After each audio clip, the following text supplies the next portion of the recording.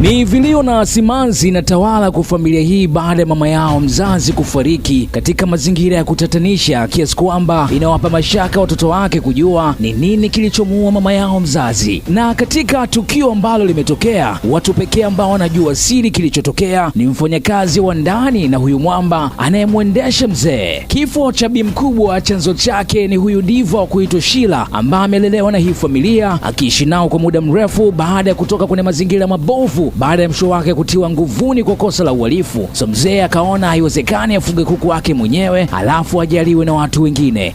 So movie hii inaanza ambapo familia hii wote wanapata msoso pamoja, na wakiwa pale mezani mama anawapongeza mabinti hawa kwa kufaulu na kumaliza elimu yao. Mzee akawa anaonesha kwamba hamtaki Sheila kuwepo mjengoni ili mradi tu ionekane hapendezwi naye kuwepo pale mjengoni, lakini behind the scene wanacheza mchezo mchafu wote wawili. So akawa na mchana Sheila ni muda wake wa yeye kwenda kujitegemea baada ya kulelewa kwa muda mrefu na hatimaye kumaliza elimu yake. Jambo hili halikuwapendeza mama pamoja na binti wa mzee anaitwa Amaya. Mzee kutamka kama kumfukuza bibie, so wote wakawa wameondoka, wakabaki madume wawili mezani wakiendelea kupata msosi. Mzee akawa anamuuliza Ebuka ambaye ni mtoto wake wa kiume kama yeye pia anataka kusepa, ni fresh tu amwache mwenyewe aendelee kutoanga msosi, lakini Ebuka akasema yo mzee, mimi na chill tu kuendelea kupiga zangu msosi alafu mambo mengine baadaye. Sheila alikuwa akimsimulia Amaya kwamba nao amepata PDG yenye mihela, anampenda kinoma na ameahidi kumpa kila kitu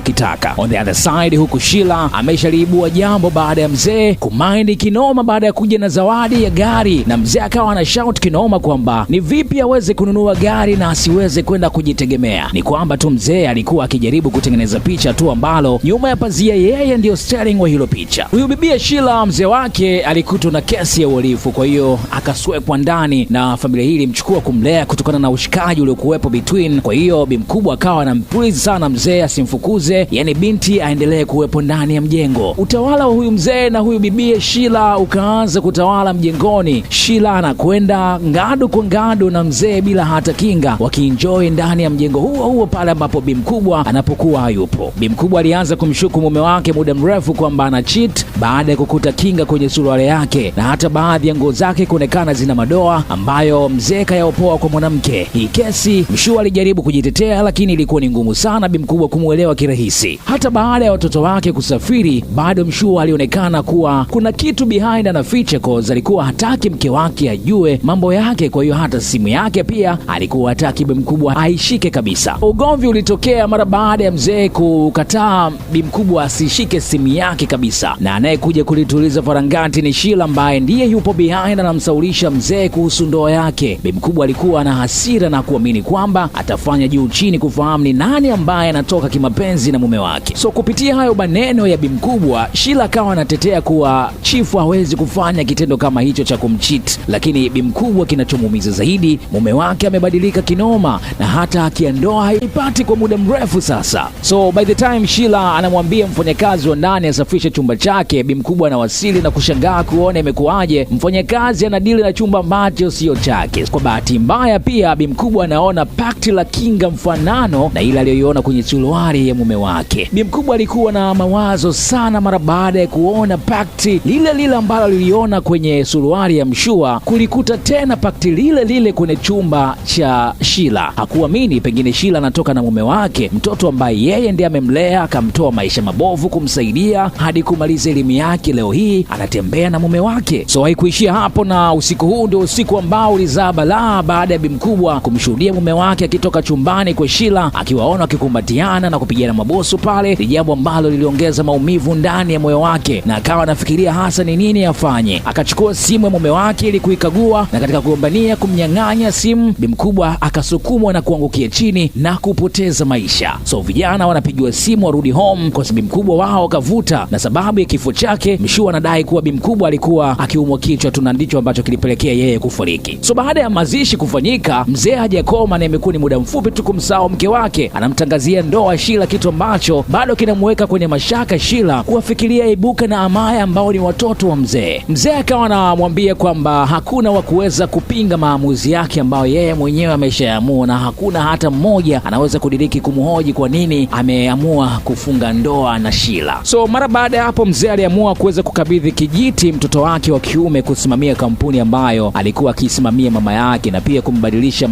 kumbadilishia majukumu mtoto wake wa kike ambaye ni Amaya, na pia kumpa nafasi Sheila kuwa mkurugenzi wa branch mpya kampuni yao, kiasi kwamba ilizua taharuki kwa Ibuka na Amaya kuona kwamba imekuwaje tena Sheila naye amejoin kwenye kampuni yao ya familia. Lakini kwa sababu pia Mshua tayari alishaamua na hakuna hata mmoja kuweza kupinga. So leo hii Sheila anamsurprise Amaya na gari mpya aliyotimba nayo pale home, na Sheila anamdanganya Amaya kuwa ni mpenzi wake mpya Nyamihela ambaye ndiye amempatia zawadi hiyo, lakini inafahamika kabisa kwamba behind the scene Mshua ndiye anayesimamia mchongo wote wa Sheila kuendelea kutamba town. On the other day Ibuka anakutana na documents za gari mpya ya Sheila chumbani kwa mzee wake na kuanza kufanya uchunguzi ni nini hasa kinaendelea. Kilichopelekea siri ya kifo cha bi mkubwa kuvuja ni baada ya driver wa mzee kupokea simu, na bahati mbaya alikuwa ameconnect kwenye bluetooth ya gari, huku mfanyakazi kwenye kampuni ya Mshua anasikia kila kitu kuhusiana na kifo cha bi mkubwa. So mara baada ya jamaa kushtuka kwamba ameconnect kwenye bluetooth, aliwaza sana itakuwaje. Anafika kwenye gari kumuuliza Imanzi kwamba imesikia kila kitu ambacho alikuwa anaongea. Manzi kazuga kwamba hajasikia chochote bwana, lakini kumbe Imanzi imesikia kila kitu ambacho kilikuwa kinazungumzwa kwenye simu. So mara baada ya Imanzi kutoka pale, ilimfikishia taarifa Amaya, na ilikuwa ni chanzo cha huyu driver kukamatwa na kupelekwa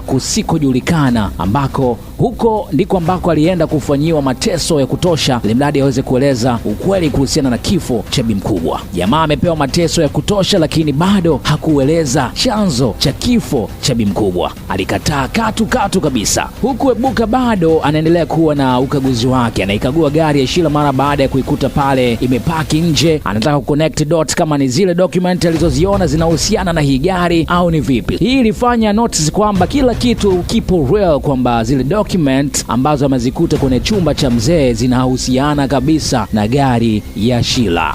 So kumekuwepo na mashaka makubwa sana. Mshua anamtafuta driver wake, hapatikani siku nzima, huku mfanyakazi wa ndani ambaye ni dada wa mwana ambaye amepotea, ni dada wa driver, amemind na kumvaa Sheila kutaka kumpiga akihisi amehusika kupotea kwa kaka yake. So kesi ilizidi kuwa kubwa sana baada ya Mshua kuambiwa driver katekwa, Sheila akihisi kwamba ukweli utakwenda kujulikana. So akamwomba Mshua aweze kufanya aliwezekanalo ili mradi tu isije ikajulikana kwamba wao ndio ambao wamehusika na kifo cha bi mkubwa. Huyu mfanyakazi wa ndani, kwa sababu kaka yake amepotea, akawa hana amani kabisa, cause amejaribu kumtafuta kaka yake kwa siku 2 mfululizo, hapatikani kwenye simu na wala hajulikani alipo na wala taarifa zake hazipo, na hata pia yeye Mshua amehangaika huku na kule kumtafuta, hajampata kwenye line. So mfanyakazi wa ndani akamfuata Amaya na kumweleza kwamba anamuomba sana aweze kumsaidia kumpata kaka yake, kwa sababu yeye ndiye ambaye amebakia na anamtegemea kwenye kila kitu, lakini akamwambia kwamba kaka yake hahusiki hata kidogo na kifo cha bi mkubwa. Akaonyesha picha zima lilivyokuwa wakati ugomvi unatokea, ambapo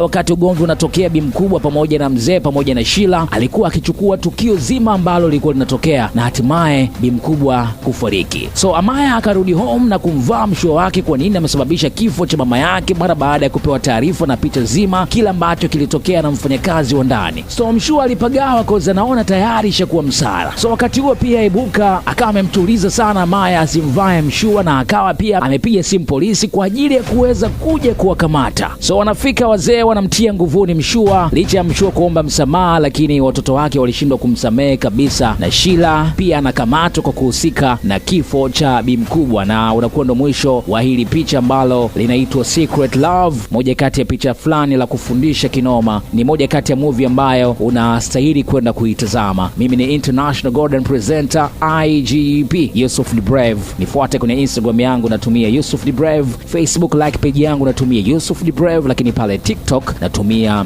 Yusuf the Brave. Unaweza kuweka pia _ pale mwisho wa Yusuf the Brave, itakuwa imekaa venye ambavyo inatakiwa ikae. Thanks for your time.